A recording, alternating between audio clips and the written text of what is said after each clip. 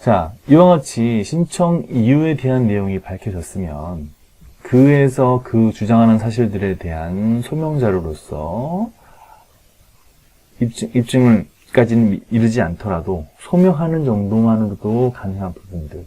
사실상은 소송을 통해서도 제출할 때 같은 내용이 제출되기 때문에 입증 내용과 크게 다를 바는 없을 겁니다.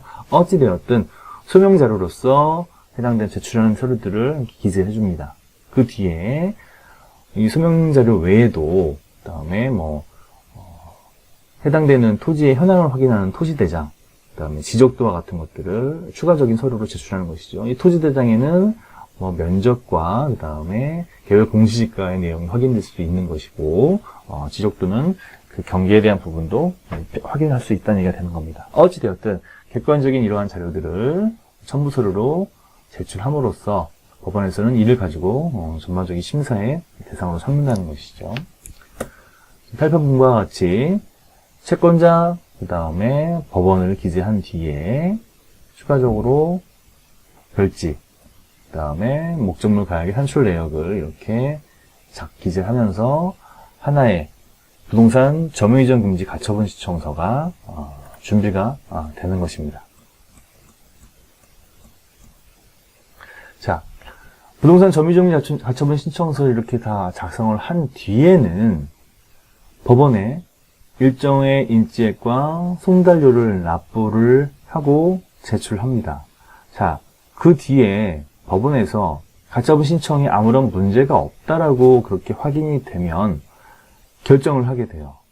자, 결정을 한 뒤에는 당사자에게 송달이 되겠는데 문제는 이 법원에 의한 결정만으로 끝나는 게 아니라는 것이죠. 이 결정서를 가지고 해당되는 부동산, 지금 부동산에 대한 점유이전 금지 가처분 신청이기 때문에 그 부동산에 대한 강제 집행을 관할하는 집행관 사무소에 방문을 합니다. 보통 법원 내에 집행관 사무소가 있어요.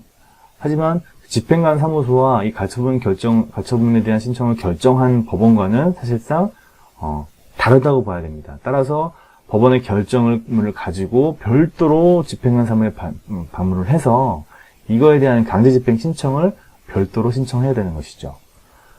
여기에 나와 있듯이 신청 취지에도 나와 있듯이 뭐라고 되어 있습니까? 채무자는 별지 목록 기재 부동산에 대한 점유를 풀고 이를 채권자들이 위임하는 집행관에게 인도하여야 한다. 즉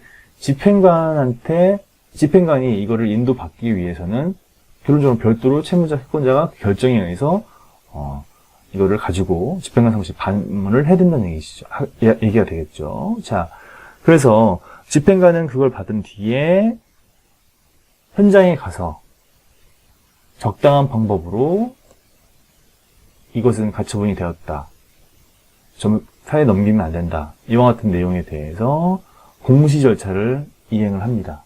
그럼으로써 사실상 이 점유이전 금지 가처분의 효력이 완성이 되는 거예요.